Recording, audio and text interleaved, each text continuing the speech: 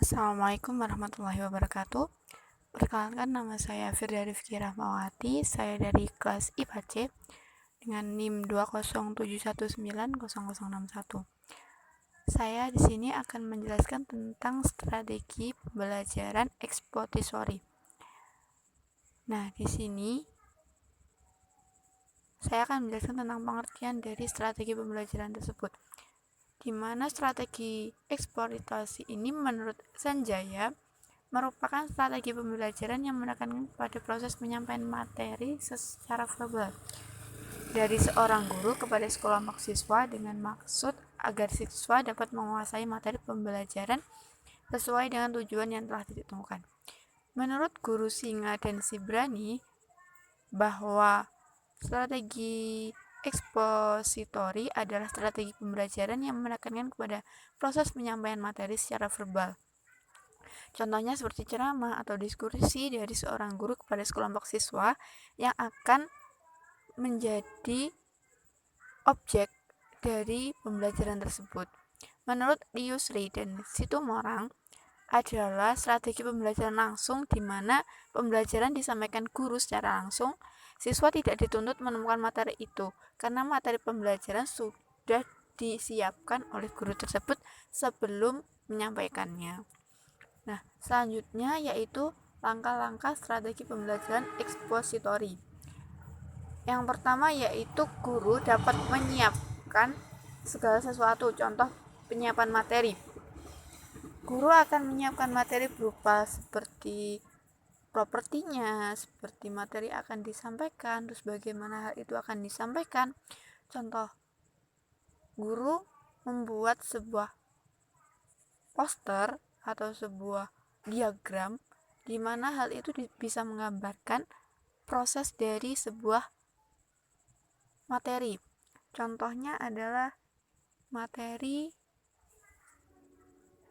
ayunan sederhana, di mana ayunan sederhana itu kan terdapat beberapa bagian, sehingga tahap pertama itu apa yang harus mereka tahu mulai dari dasar hingga pokok hingga ke khusus. Nah, yang kedua yaitu penyajian berupa langkah-langkah penyampaian.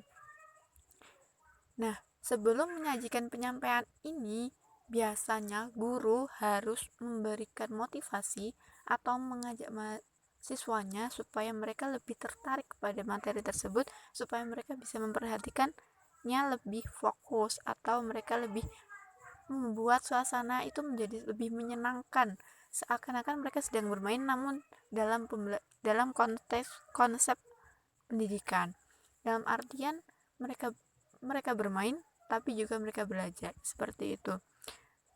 Nah, dalam penyajian ini biasanya guru akan menyampaikannya secara langsung. Contoh, guru masuk kelas menyampaikan salam, kemudian menanyakan kabar kepada muridnya, kemudian guru akan menyampaikan materi yang akan dijelaskan itu temanya apa, terus diberikan sebuah pertanyaan pada siswa, apakah mereka sudah pernah mengenal materi itu atau baru pertama kalinya. Nah, yang ketiga yaitu korelasi, di mana hubungan antara pembelajaran atau materi itu antara teori dengan praktik.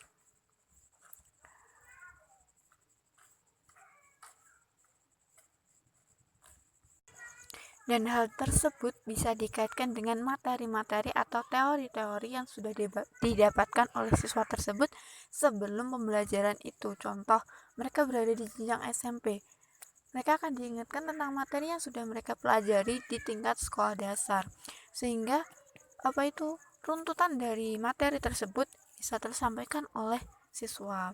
Yang selanjutnya yaitu menyimpulkan tahapan dari berbagai materi yang sudah dipaparkan, memahami inti dari segala teori, di mana hal ini siswa dapat mengambil intisari dari proses penyajian guru, di mana siswa dapat mengetahui tentang kebenaran suatu yang telah disampaikan oleh guru.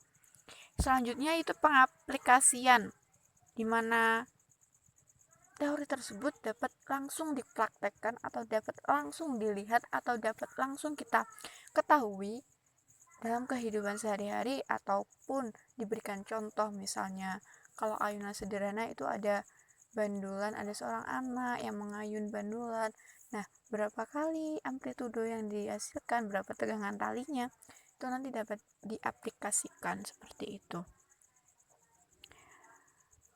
Namun dalam strategi ini memiliki kelebihan dan kekurangannya.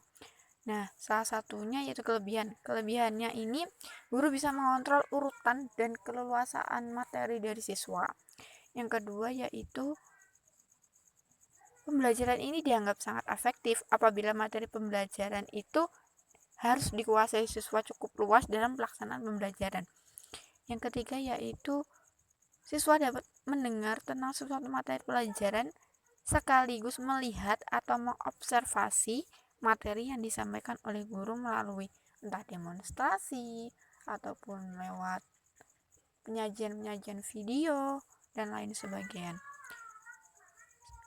Yang kedua yaitu kekurangan dari strategi ini.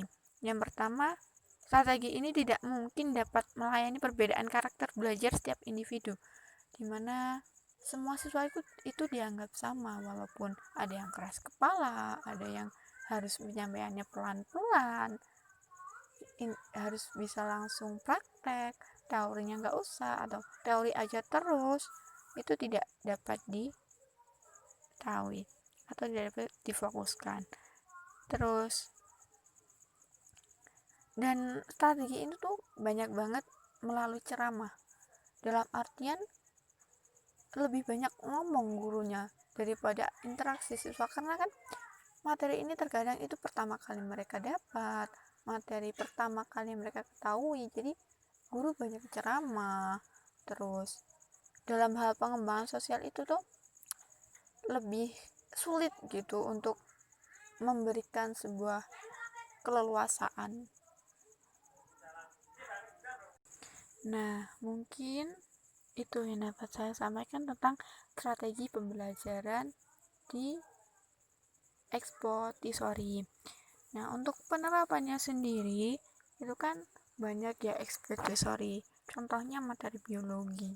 Materi biologi itu kan hanya dapat dilihat secara diagram, secara gambar, dan itu kebanyakan dari siswa SMP ke bawah itu hanya menghayal, dalam artian mereka tidak tahu kenyataannya gitu.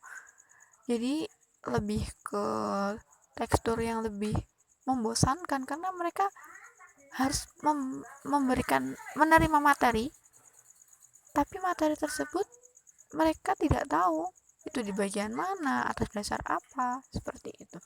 Mungkin sekian dari penjelasan saya, mungkin ada kurang lebihnya saya mohon maaf.